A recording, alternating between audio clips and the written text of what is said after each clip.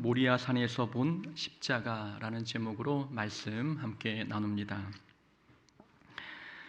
신약 시대의 십자가는 가장 잔인한 사형 도구였습니다.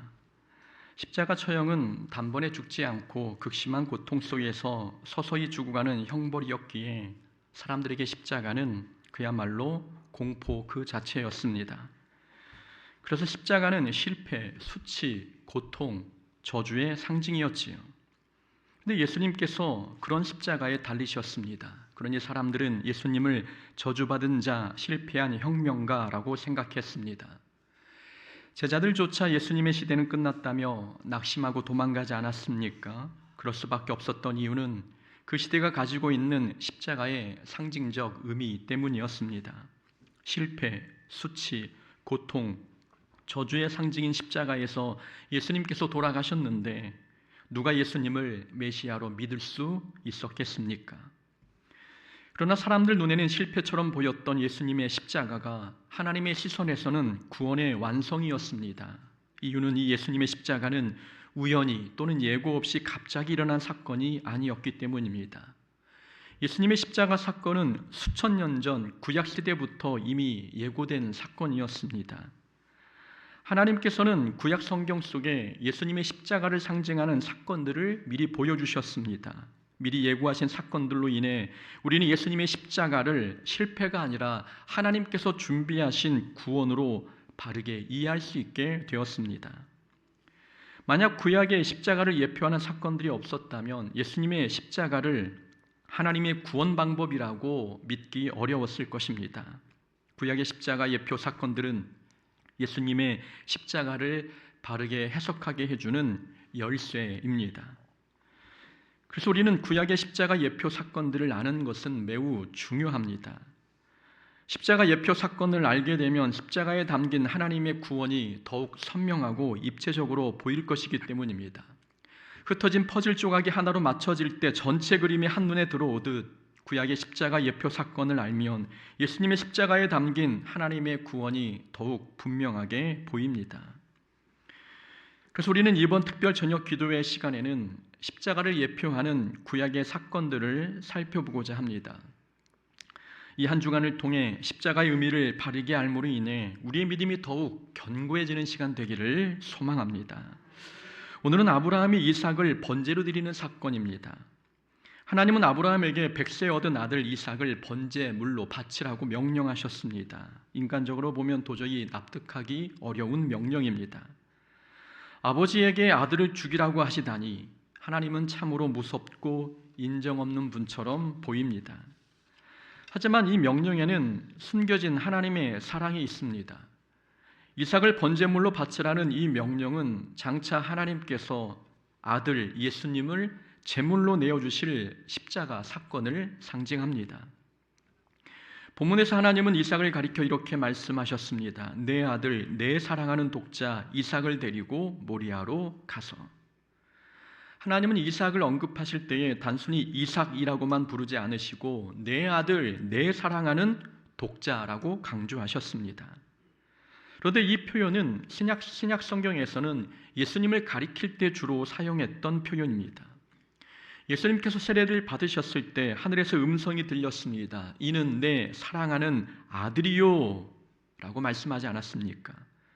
또한 요한복음에서는 하나님이 세상을 이처럼 사랑하사 독생자를 주셨으니 라고 말씀하셨습니다. 아들, 사랑하는, 그리고 독자, 이 표현들은 모두 예수님을 가리키는 핵심적인 용어입니다. 그런데 오늘 본문에서 하나님께서 이삭을 언급하실 때에도 아들, 사랑하는, 그리고 독자라는 단어를 사용하셨습니다. 이것은 두 사건이 연결되어 있음을 보여주고 있는 것입니다. 그 사랑하는 아들 이삭을 번제물로 드리는 아브라함의 마음과 그리고 독생자 아들을 십자가의 제물로 삼으신 하나님의 마음이 서로 연결되어 있다는 것입니다. 아브라함의 마음을 알면 하나님의 마음도 알 수 있습니다. 그래서 우리는 오늘 본문을 읽을 때마다 하나님의 마음까지 읽어내야 합니다. 하나님의 마음을 알 수 있도록 하나님은 우리에게 오늘 본문의 말씀을 주신 것입니다. 아브라함은 100세에 얻은 아들을 번제물로 드리라는 명령을 받았습니다. 아브라함에게는 자기 몸에서 난 아들이 이삭 하나뿐이었습니다. 생산 능력이 끊어진 나이에 얻은 아들이었기에 이 아들 이삭이 죽으면 더 이상 아들을 얻을 수 없는 상황이었습니다. 그만큼 이삭은 아브라함에게 생명과도 같은 존재였습니다. 그런 아들을 이제 번제물로 드려야 했습니다. 아버지 입장에서 마음이 얼마나 아프고 눈물이 나겠습니까? 아들이 군대만 가도 눈물이 나는 것이 아버지의 마음인데 그 아들을 자기 손으로 죽여 제물로 드려야 하는 상황이 벌어졌습니다. 가슴이 찢어지지 않겠습니까? 우리가 이삭을 번제로 드리라는 이 명령을 잔인하게 느끼게 되는 이유는 부모의 마음으로 이 사건을 바라보기 때문입니다. 부모 입장에서 아브라함의 그 마음을 생각해 보면 아들을 죽여야 하는 아브라함의 마음은 슬픔, 고통, 두려움, 어떤 단어로도 표현할 수 없을 것 같습니다. 하나님의 마음도 이와 같습니다. 하나님께서도 독생자 아들을 십자가에 내어주셨습니다. 그 시대에 가장 고통스럽고 수치스러운 십자가에 하나뿐인 아들 예수님을 못 박도록 하신 것입니다. 예수님이 신성을 지니신 하나님이셨지만 십자가에 달리실 때에는 온전히 인간의 몸으로 그 모든 고통을 감당하셔야 했습니다.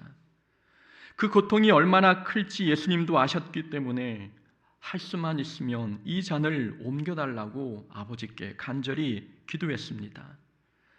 아들이 그런 기도를 할 때 그 기도를 외면해야 했던 아버지의 심정이 얼마나 고통스러우셨겠습니까?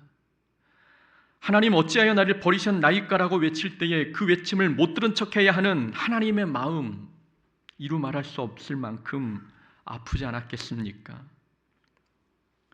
하나님은 사람이 아니시니 인간처럼 고통을 느끼지 않을 것이라고 생각하는 분이 계십니까? 그렇지 않습니다.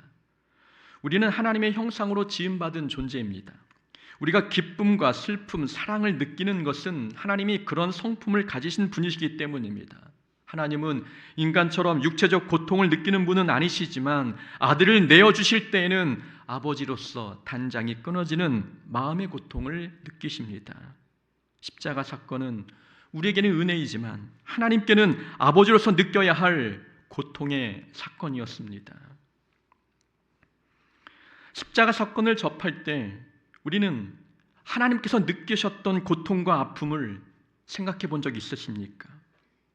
우리를 살리시기 위해 아들이 희생하신 하나님의 마음을 우리는 느껴보고 헤아려 본 적이 있으십니까?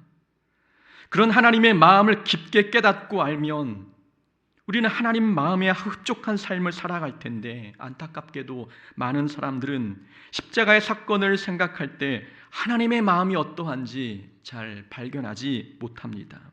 그래서 하나님께서는 이삭의 번제 사건을 통해 하나님의 마음을 보여주신 것입니다. 아들을 제물로 드려야 했던 아브라함의 마음을 통해 하나님의 어떤 마음으로 아들을 내어주셨는지를 깨달으라는 것입니다.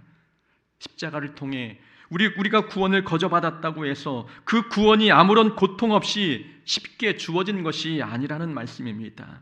우리가 받은 구원은 아들을 십자가에 못 박아야 했던 아버지로서의 고통을 견디신 하나님의 사랑의 결과인 것입니다. 그걸 깨닫게 하시려고 하나님은 우리가 알기 쉽게 우리와 성정이 같은 아브라함과 이삭의 이야기를 통해 하나님의 마음을 보여주신 것입니다. 우리는 이 사건을 통해 중요한 사실 하나를 깨닫게 됩니다. 십자가는 사랑의 크기를 측량하는 척도라는 사실입니다. 십자가는 사랑의 크기를 측량하는 척도입니다. 아브라함이 이삭을 제물로 바치는 이 행위는 아브라함이 하나님을 얼마나 사랑하는지 보여주는 사건입니다.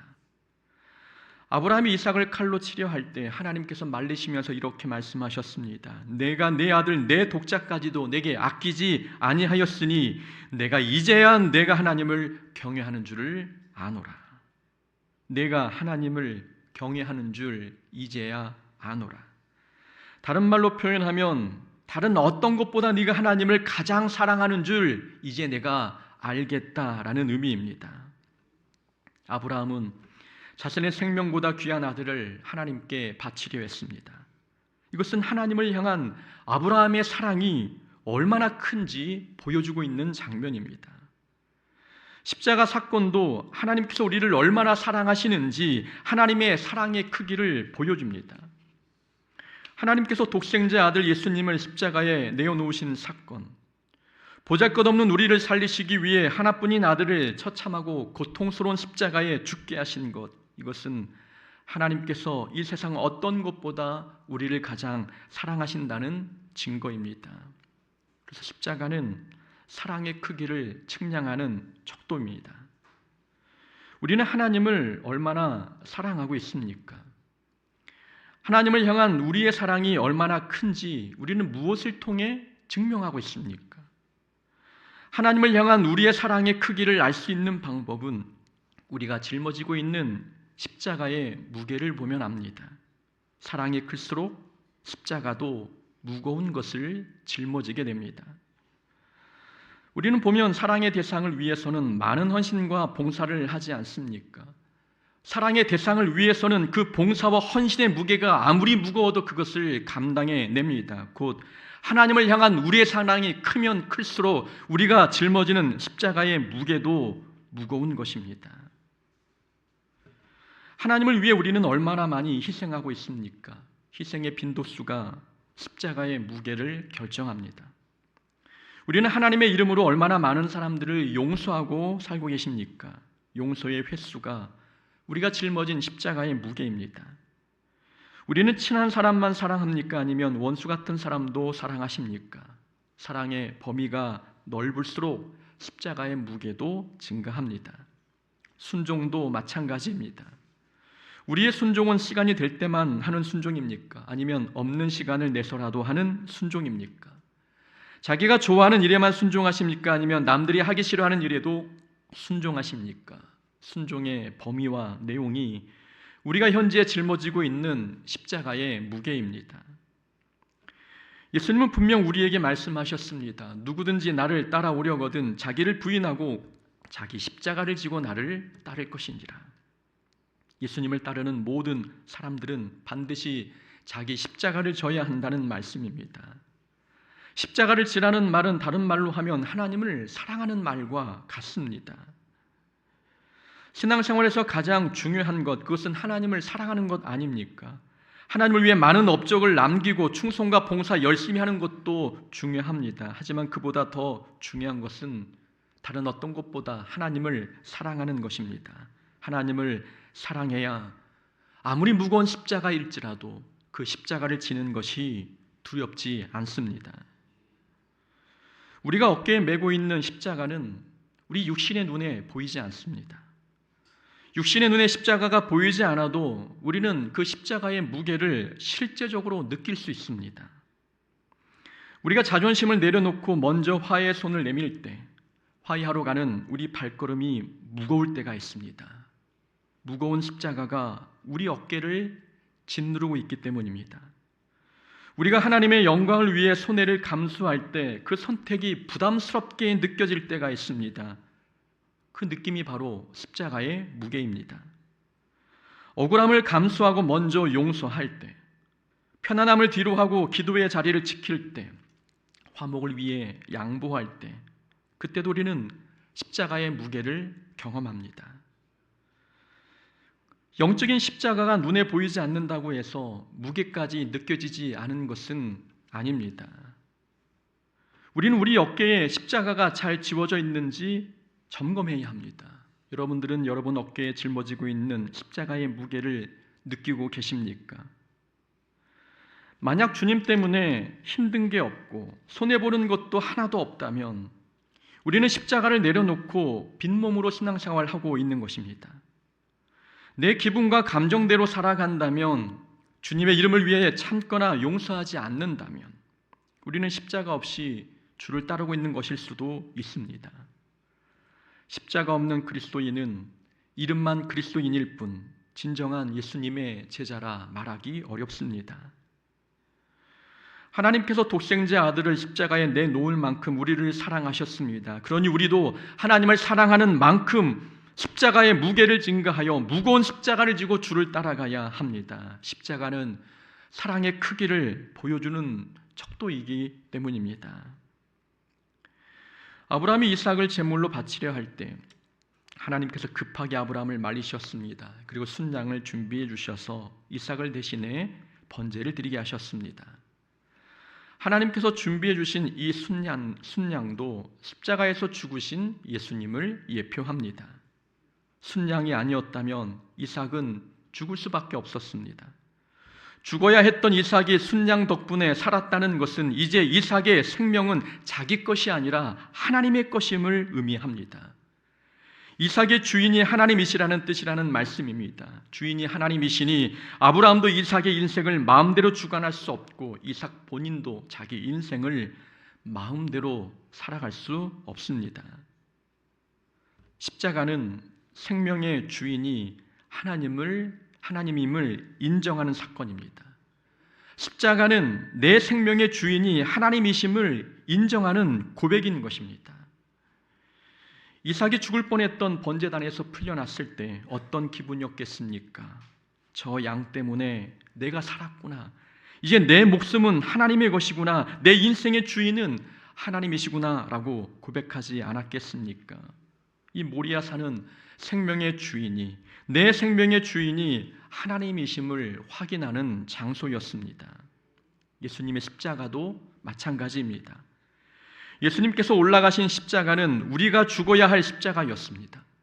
우리가 죄로 인해 죽어야 할 그 자리에 예수님께서 우리를 대신해서 올라가셨습니다. 순양이 아니면 이삭이 죽어야 했듯 예수님이 아니셨다면 우리가 그 심판을 받아야만 했었습니다. 우리가 얻은 이 생명은 예수님의 생명과 맞바꾼 것입니다. 그래서 이제 우리 생명의 주인은, 내 인생의 주인은 내가 아니라 하나님이신 것입니다. 십자가의 신앙은 생명의 주인이 하나님이심을 인정하는 것입니다. 우리 생명의 주인이 하나님이 되셨으니 우리는 우리 인생을 우리 마음대로 할 권리가 없습니다. 우리 시간, 물질, 우리 자녀와 우리의 미래, 이것은 우리의 것이 아닙니다. 주님이 나를 살리셨으니 주님이 내 삶의 내 모든 것의 주인이십니다. 주님 뜻대로 사용하십시오. 이런 고백은 십자가의 은혜를 경험한 사람들만이 할 수 있는 고백입니다. 너희는 너희 자신의 것이 아니라 값으로 산 것이 되었으니 그런즉 너희 몸으로 하나님께 영광을 돌리라. 고린도전서는 우리 생명이 우리 것이 아니라고 말씀하고 있습니다. 하나님께서 예수님의 핏값으로 우리를 사셨으니 우리는 우리 마음대로 살 수 없고 하나님의 영광을 위해 살아야 함을 가르치는 것입니다. 하나님이 우리 삶의 주인이 되신 것, 이 사실이 여러분 억울하십니까? 내가 내 삶의 주인인데 하나님이 내 삶의 주인이 되어주셨다는 것, 이 사실이 우리를 억울하게 만들고 있습니까? 그것은 억울한 사건이 아니라 은혜의 사건입니다. 내가 내 인생의 주인일 때보다 하나님이 내 삶의 주인이 되실 때에 우리 인생은 더 안전합니다. 보디발이 가정의 모든 재반 사항을 요셉의 손에 맡겼을 때 그 가정에 놀라운 복이 임하지 않았습니까? 우리 인생의 소유권을 하나님 손에 맡기는 것은 그건 손해가 아니라 우리에게 복이고 은혜인 것입니다. 하나님께서 우리의 주인이 되실 때에 주어지는 유익이 하나 있습니다. 그것은 하나님께서 우리를 위해 미리 좋은 것을 준비하신다는 사실입니다.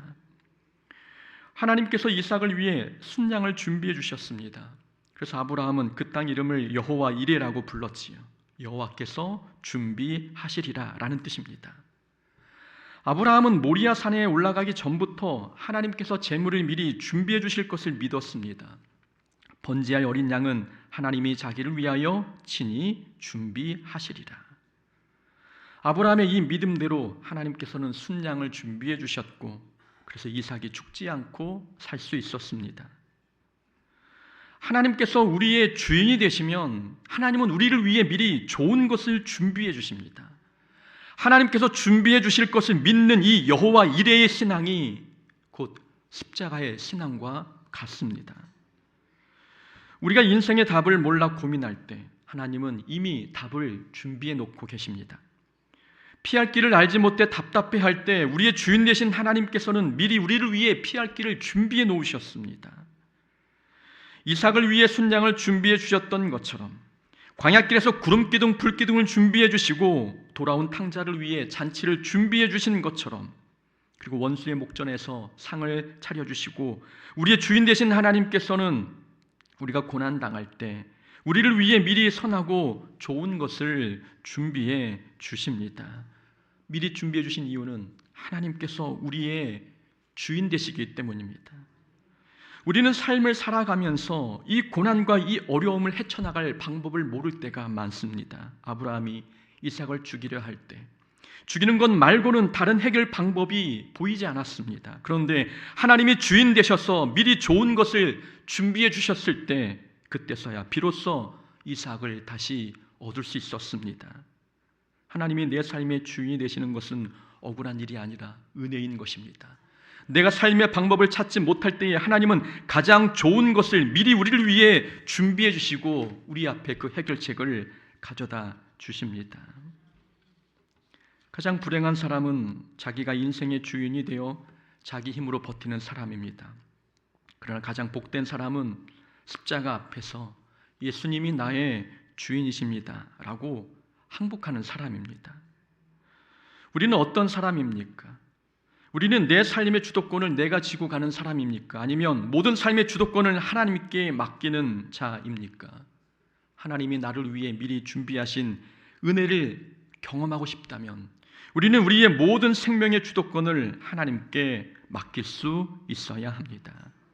십자가는 사랑의 크기를 증명하는 척도입니다. 그리고 십자가는 하나님의 내 삶의 주인이심을 고백하는 신앙 고백입니다. 바라건대 이번 한 주간 십자가의 은혜를 경험함으로 말미암아 내 삶의 주인이 하나님이심을 고백하고 그리고 내가 하나님을 얼마나 사랑하는지 고백하는 한 주간 되시기를 주의 이름으로 축원합니다. 아멘.